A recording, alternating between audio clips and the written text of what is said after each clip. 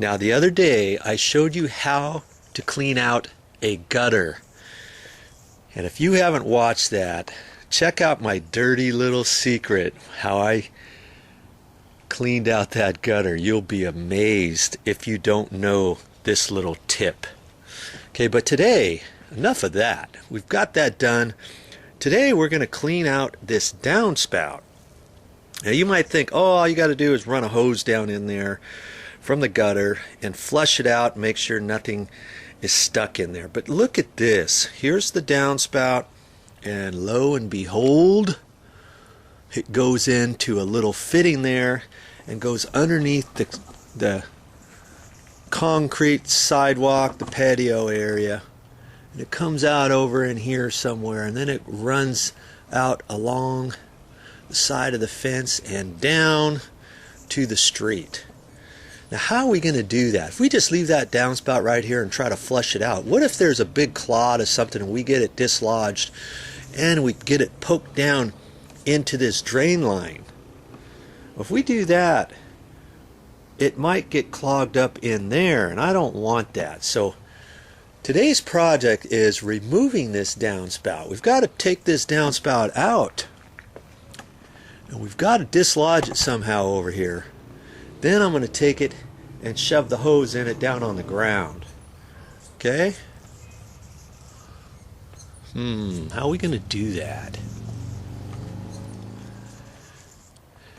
Now usually downspouts are attached with screws, and let me get back here a little bit further.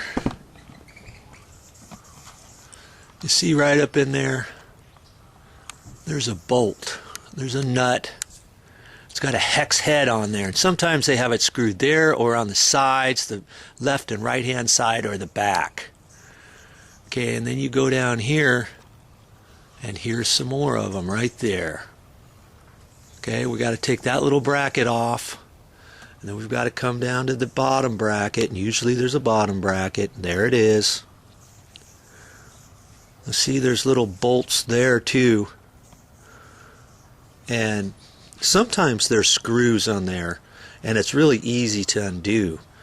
But how are we going to take those off? If you don't have a little ratchet set, you'll have to take a little pair of pliers or something, or a little crescent wrench. Hi, Annie Bonnie. Now see that hex head on that screw? Those are generally sheet metal screws.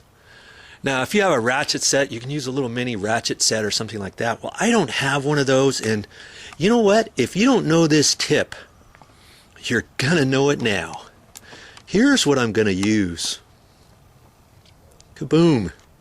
My little battery operated drill, and here I have some little fittings. Now sometimes they come with small little attachments, you know, little ratchet set, but this one doesn't.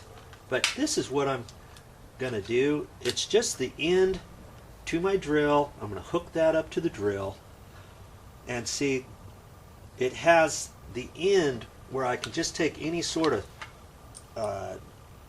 Phillips head, or here's a star bit, and it fits in the end and slips out. Well, that end is the very same as the sheet metal screw heads. I don't know how they did that or how they figured that out, but yes, it does fit most of the time. Just gonna get up there.